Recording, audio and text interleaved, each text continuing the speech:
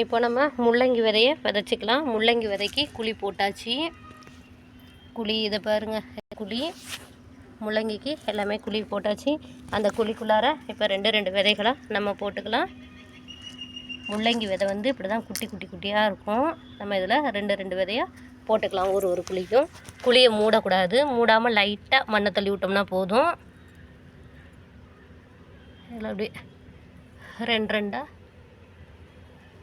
போட்டுடலாம்.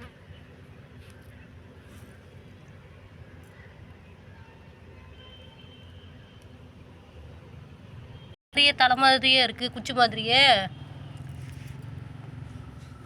சருவுனே நினச்சேன். இப்போ பாரு, பூச்சாட்டம் போகுது பாரு. அது பெருமாள் பத்தியா எப்படி இருக்கு பாரு. இந்த இதுக்கும் இந்த குச்சிக்கும் இதுக்கும் என்ன டிஃப்ரெண்ட் இருக்குது பாரு. குட்டி பெருமாள் அப்படியே இருக்குது. பார்த்தமே என்னடா ஓடுதுன்னு பார்த்துட்டேன். அடுத்தது இங்கே போட்டுக்கலாம்.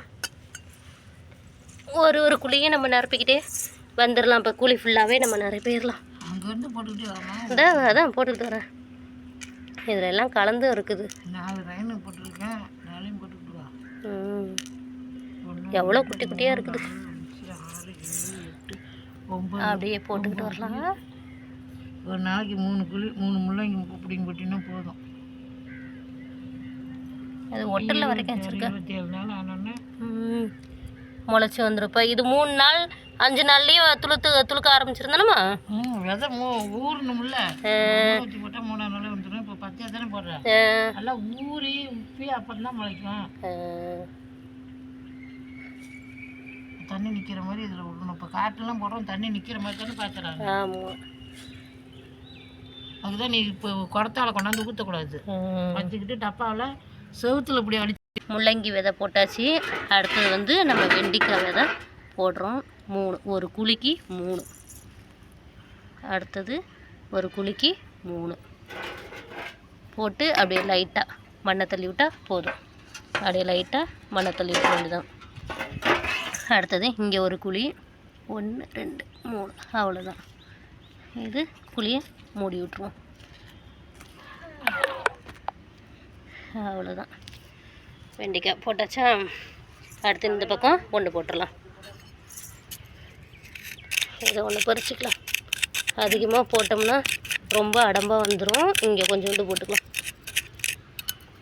இதில் ஒரு 3, அவ்வளோதான், மூடிக்கலாம். ஓகே, இப்போ வெண்டிக்காய் விதை, முள்ளங்கி விதை, அடுத்தது பார்த்திங்கனாக்கா பீன்ஸ் விதை, 3 விதையும் ஊனியிருக்கோம். இப்போ வந்து இது எல்லாத்துக்கும் நம்ம தண்ணி ஊற்றிக்கலாம். இப்போ நம்ம எல்லா செடிங்களுக்கும் தண்ணி ஊற்றிக்கலாம். இது வந்து வெண்டிக்காய் விதை, இதில் தண்ணி ஊற்றிக்கலாம்.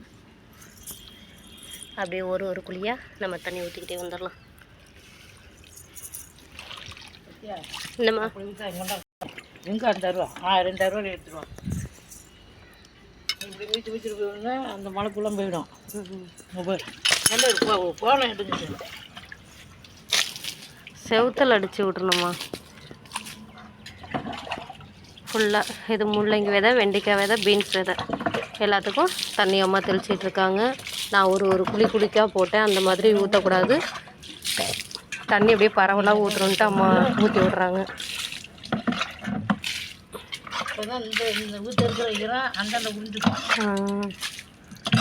ஓகே இன்னும் அங்கிட்டலாம் போக ஊற்று அப்படி உறிஞ்சி ஓடினாக்கா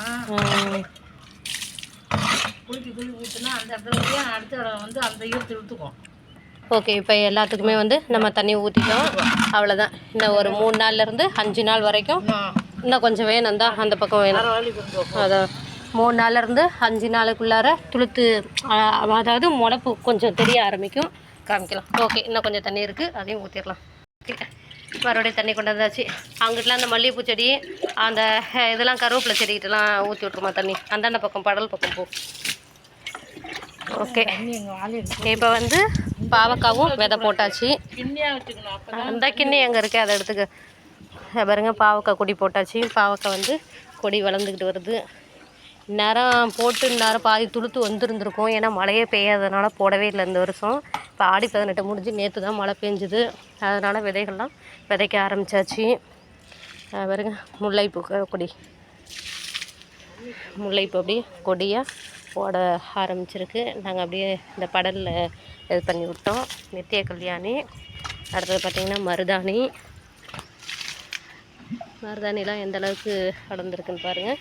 அவ்வளோதான் இன்றைக்கான வீடியோ. உங்களுக்கு பிடிச்சிருந்ததுன்னா ஒரு லைக் பண்ணுங்கள். ஓகே, தேங்க்யூ ஃபார் வாட்சிங். மீண்டும் நாளைக்கு ஒரு வீடியோவில் சந்திக்கலாம். ஓகே, பாய்.